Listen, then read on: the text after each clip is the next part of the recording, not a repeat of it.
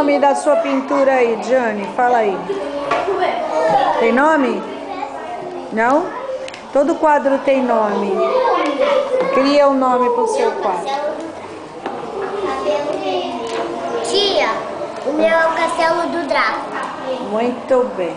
E o meu é o Castelo do Drácula. E esse é o touro. E esse sou eu, tipo.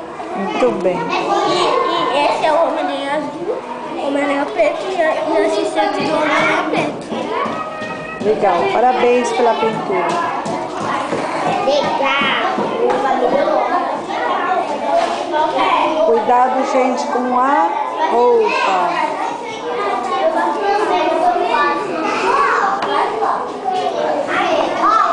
Qual o nome da sua pintura aí, Caio? Porque tem uma casa, essa casa é um martelo aqui. Martelo. E eu tô fazendo um carro, o Brasil e o Power Paint. Quando imaginou, dois cada vez.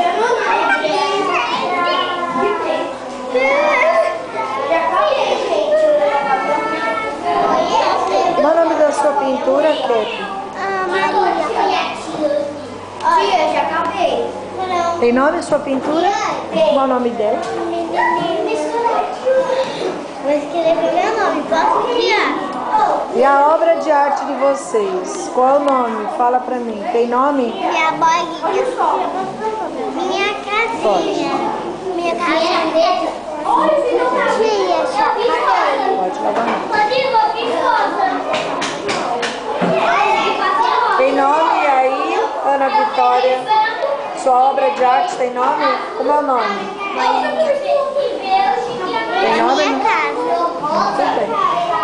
Parabéns a todos. Tá muito bom.